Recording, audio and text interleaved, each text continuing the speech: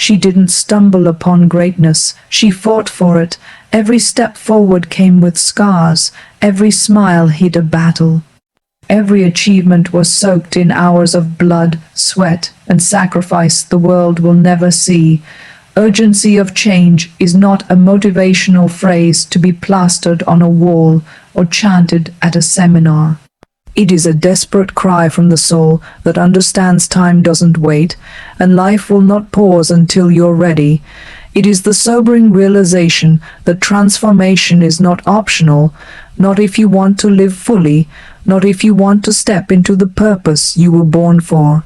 Change must happen, and it must happen now, because every moment you delay, every second you hesitate, you allow your current reality to harden like concrete around your feet. And once it does, movement becomes harder, and regret begins to whisper louder.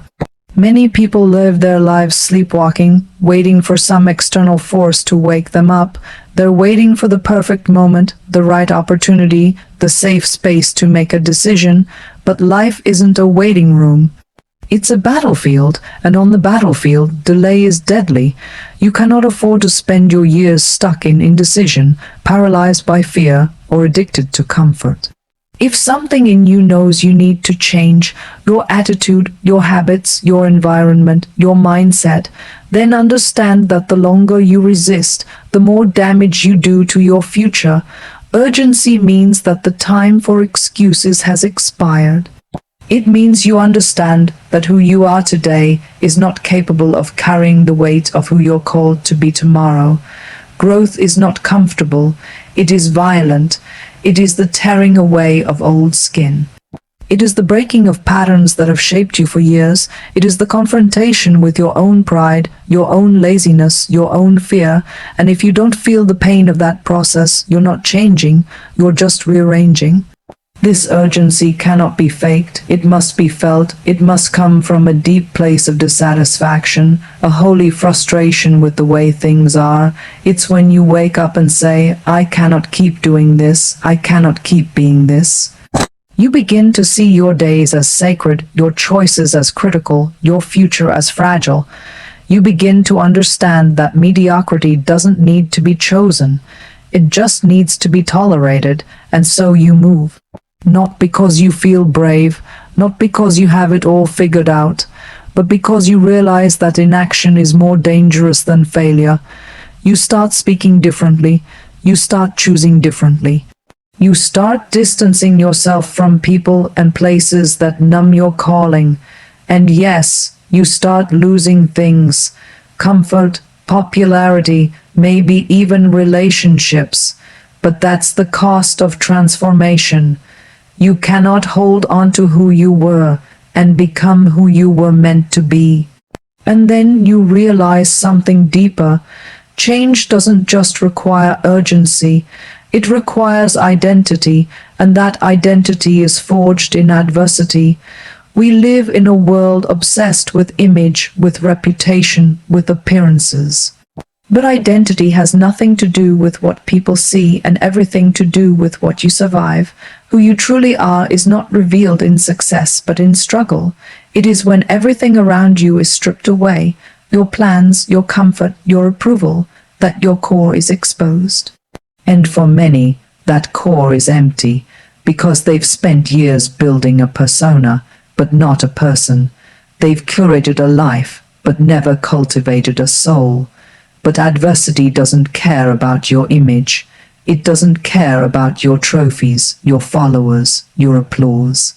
It breaks through every mask and speaks to the truth of who you are, and if you let it, it will remake you, because adversity isn't your enemy, it's your mirror. It shows you your limits, it reveals your weakness. But it also introduces you to your strength, to your resilience, to your fight. You begin to realize that the struggle didn't come to destroy you, it came to define you. There's a quiet beauty in that realization.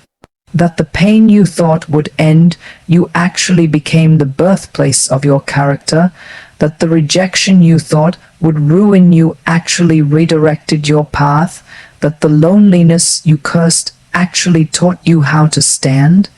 Identity isn't found in comfort, it's found in the fire.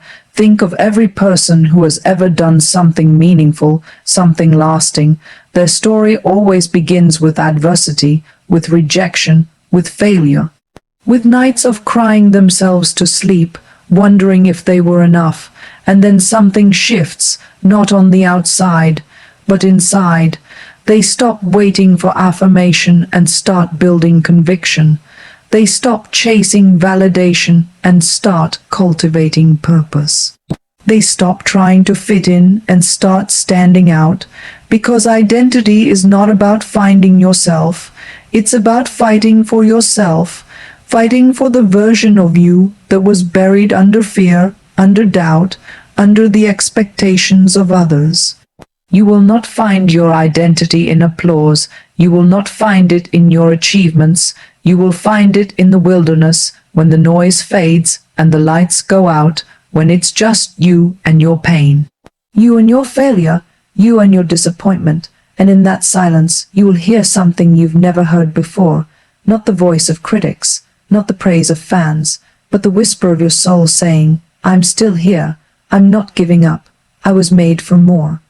And once you hear that voice, you can't unhear it. You can't go back to small thinking. You can't go back to shallow living. You can't go back to pretending you're not capable, pretending you're not called, pretending you're not chosen. You may not know exactly who you are yet, but you know who you're not. You're not a quitter. You're not a copy. You're not a victim. You're a warrior in the making, and the battle is forging your identity every day. So, when the pressure builds, when the voices mock you, when the way forward is unclear, don't run, don't shrink, don't numb it. Let it do its work. Let the adversity shape you. Let it cut away everything false. Let it introduce you to the real you, the one who doesn't just talk about change but lives it, the one who doesn't fear the fire because they know they were born from it. Fear is a liar. It always has been. It always will be. It doesn't come to protect you. It comes to paralyze you. It disguises itself as wisdom, caution, logic, anything to keep you still. But don't be fooled. Its voice may sound reasonable. Its tone may seem calm, but behind the mask, fear is a thief. It's a manipulator. It is the voice that talks you out of your calling, the voice that convinces you to settle, the whisper that tells you you're not enough, that you'll never make it, that it's safer not to try. And the worst part, most people believe it, not because it's true, but because it's familiar. Fear doesn't need to be loud, it just needs to be consistent. It doesn't shout, it lingers in your thoughts, in your hesitation, in your excuses. It shows up every time you try to take a step forward. It shows up right before you speak, right before you act, right before you risk. It tells you you're not ready. It tells you they'll laugh, it tells you to wait, but it never tells you the truth, because the truth is, fear has no power unless you give it permission. It has no strength unless you obey it. Fear feeds off agreement. Every time you back down, you feed it. Every time you hesitate, it grows. Every time you let it control your choices, it becomes your master. And that's what fear wants. It wants to be your master, not just an emotion that visits you in a tough moment, but a ruler that defines your entire life. How many dreams have died not because of failure, but because of fear? How many talents have never been seen? How many songs never sung, books never written, businesses never launched, relationships never pursued, all because someone believed the lie? All because someone chose safety over risk, silence over speaking, hiding over showing up. And that's the irony. We think fear protects us, but it doesn't. It imprisons us. You think you're staying safe, but really you're staying stuck. You think you're avoiding pain, but you're only creating regret. The longer you listen to fear, the louder it gets. It becomes your filter, your guide, your world, you. And one day you look back and realize you didn't live a life, you survived one. Fear will always offer you the illusion of control. It will say, just don't move yet. Just wait until the time is right. But the time is never right. The perfect moment doesn't exist. Fear will always find a reason to delay, always find a problem, always point to your weakness. Because it knows if you ever start, if you ever step into your purpose, its grip on you will begin to break. And that's the one thing fear can't afford, for you to move. The people you admire, the people who did something that mattered, they didn't wait for fear to leave. They moved in spite of it. They heard the same voices of doubt. They felt the same trembling hands, the same pounding heart, but they went anyway. That's what courage is, not the absence of fear, but the refusal to be ruled by it. It's not about being fearless, it's about being faithful. Faithful to your calling, to your future, to the person you know deep down you were created to be. Fear doesn't tell you what's true, it tells you what hurts. It reminds you of your past, your failures, your wounds. It plays the highlight reel of your worst moments, and it tells you this is who you are. But it's a lie. You are not your failure. You are not your shame. You are not your fear. You are what you decide to become. And every time you move forward in the face of fear, you're choosing identity over intimidation. But it takes practice. It takes decision. You can't reason with fear. You can't wait for it to go away. You have to move through it. You have to show it again and again that it doesn't get to run the show. And yes, it will scream louder at first. It will fight back. It will give you every excuse, every warning, every worst case scenario. But eventually, if you keep going, it will lose its voice. Fear doesn't die in comfort. It dies in movement. The more you act, the weaker it gets. The more you speak, the more it trembles. The more you show up, the more you realize it never had any power at all. Just volume. And once you know that, once you experience that breakthrough, you start to live different. You stop playing small. You stop letting fear write your story. But let's be honest, fear doesn't only attack your dreams. It attacks your identity. It tells you you're not worthy, that if people really knew you, they'd walk away, that you'll always be too broken, too damaged, too late. It doesn't just try to stop your mission, it tries to stop your self-worth. It wants you to forget that you matter, that you carry something the world needs, that your presence has weight, your words have power, your life has value. Fear doesn't fight fair. It knows where you're weakest. It brings up that moment from childhood, that relationship that broke you, that failure that still echoes in your memory, and it says, see, that's who you really are. But you are not your lowest moment.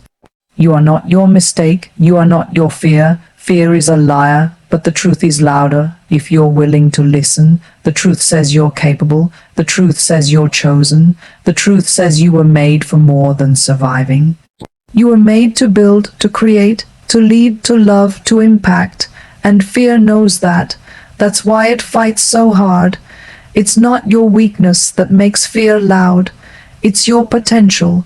You may still feel afraid. You may still hear the lie. That's okay. Just don't bow to it. Don't make decisions based on it. Don't build your life around it. When fear speaks, listen.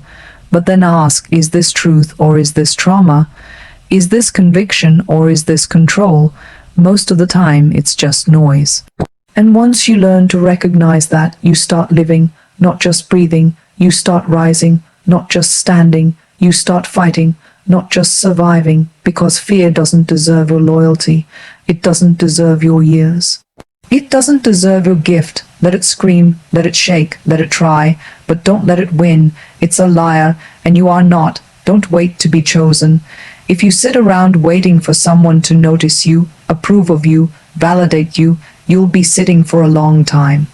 The world doesn't hand out permission slips. It doesn't roll out red carpets for those who are timid.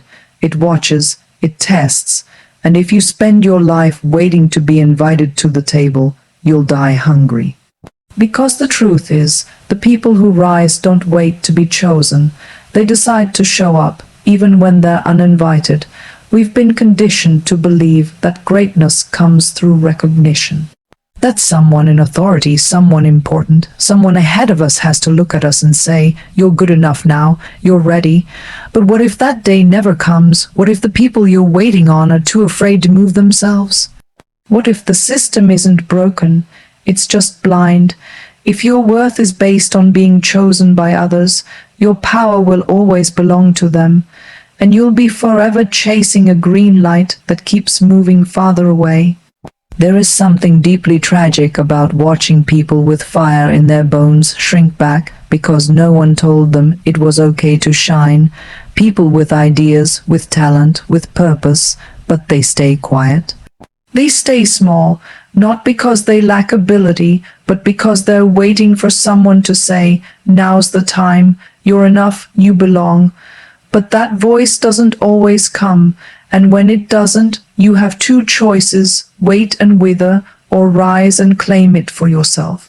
You weren't born to be picked. You were born to pick yourself. You don't need a title to lead.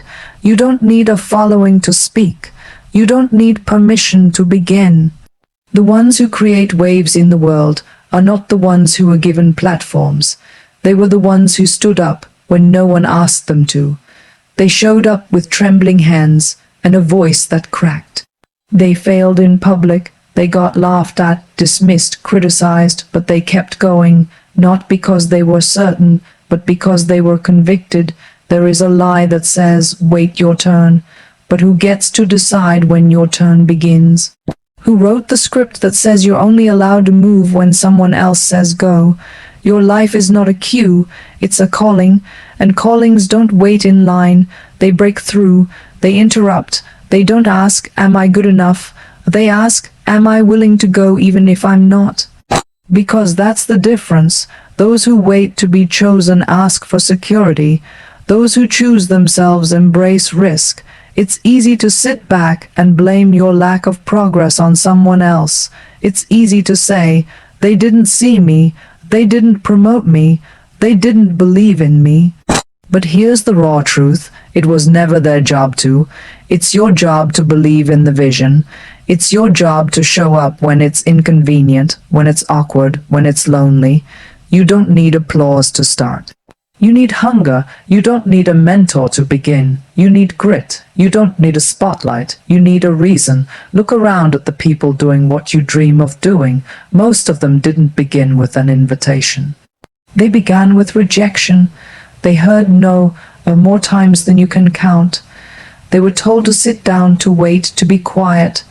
But something inside of them burned brighter than the opinions around them. They didn't have the perfect resume. They didn't have every qualification, but they had urgency, they had fight. They weren't the most talented, but they were the most relentless.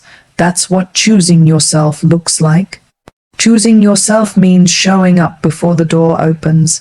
It means doing the work when no one is watching. It means speaking up even when your voice trembles. It means understanding that being overlooked by others doesn't mean being overruled by life. It means getting comfortable with rejection, with obscurity, with the long road. Because when you choose yourself, you understand that results don't come immediately, that growth is slow, that becoming who you're meant to be requires endurance. And it's not arrogance. Choosing yourself is not about ego. It's not about thinking you're better than others. It's about honoring what's been placed inside you. It's about refusing to let fear, comparison, or silence win. It's about knowing that if you don't start, if you don't take the first step, no one's going to do it for you. It's about understanding that your future is your responsibility, not your parents', not your bosses', not society's, yours. And yes, it's terrifying, because once you choose yourself, you can't hide anymore. You have to own your mistakes. You have to carry your mission.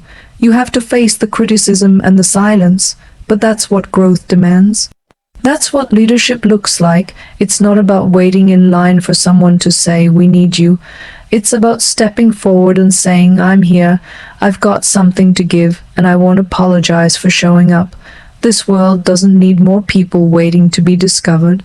It needs more people bold enough to discover themselves, people willing to be misunderstood, people willing to be mocked, people willing to fail loudly rather than succeed quietly in someone else's shadow. The ones who shift culture, who disrupt mediocrity, who build legacies, they aren't the ones who got lucky, they're the ones who refuse to wait, and maybe no one ever told you that it was okay to start. Maybe no one ever looked you in the eye and said, "You don't need to wait for approval." So let me tell you now, you don't. You don't need to be chosen. You need to choose. Choose the harder path.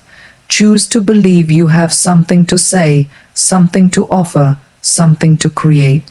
Choose to stand, even if your legs shake. Choose to start, even if it's messy. Choose to be bold when everything in you wants to play it safe, because no one can give you a crown that's already been placed on your head. You just have to decide to wear it. Dreaming is easy, it's romantic, it's intoxicating. You sit with your thoughts, imagining the life you could have, the stage, the platform, the influence, the success. You play out the highlight reel in your mind over and over again, feeling the rush of what it would be like to finally arrive. But dreaming doesn't demand anything from you. It doesn't ask you to sweat. It doesn't require sacrifice. It doesn't test your character. It just offers a cheap thrill. Discipline, on the other hand, is brutal. It's unglamorous, it's repetitive, and it's the only thing that separates the talkers from the doers. Everyone dreams, but very few people are willing to suffer through discipline, because dreaming makes you feel good. Discipline makes you bleed. Dreaming is instant. Discipline is daily. Dreaming will show you where you could be. Discipline is the only thing that will get you there.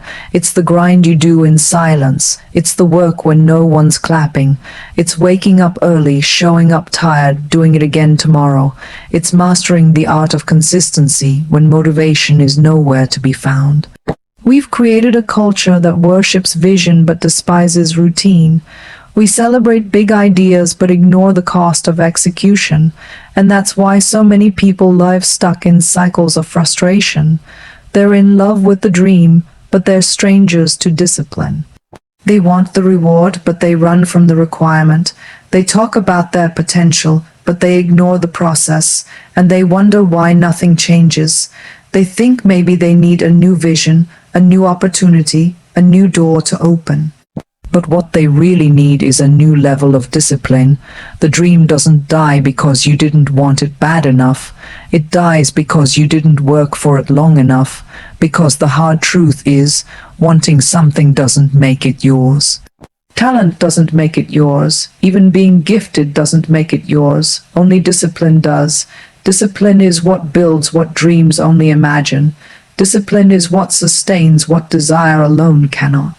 You can be inspired all day long, but if you don't have the discipline to show up and do the work, you'll never taste what you're dreaming about. Discipline is not about intensity, it's about consistency. Anyone can be intense for a day, a week, even a month, but can you be faithful when it gets boring?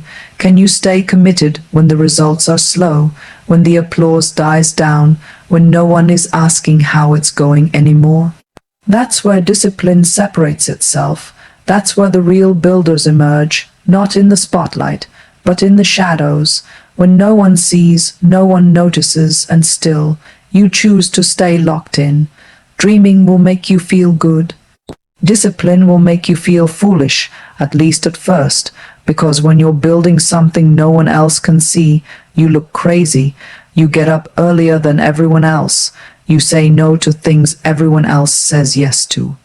You protect your time, you prioritize your growth, you miss out on distractions, and people will wonder why. Why are you so extreme? Why are you working so hard? Why are you so focused? And that's when you know you're doing it right. Because if your discipline doesn't make people uncomfortable, it probably isn't deep enough yet. Dreamers wait for the right mood. Disciplined people move regardless of the mood. They've trained themselves to do what needs to be done, not what they feel like doing. Because feelings are liars. Feelings will tell you to rest when you need to push. Feelings will tell you to quit when you're close to breakthrough. Discipline teaches you to act on commitment, not emotion. And that's rare, that's powerful, that's where the growth is.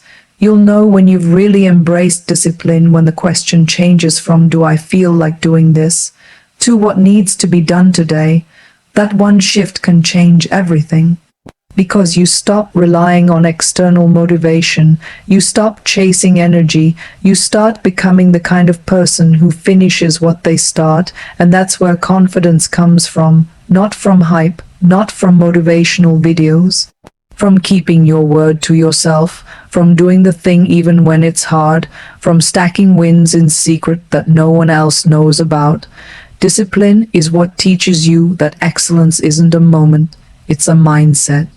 You don't rise to the level of your dreams, you fall to the level of your systems, and if your systems are built on laziness, excuses, procrastination, and emotion, it doesn't matter how big your dreams are, they'll collapse under the weight of your inconsistency.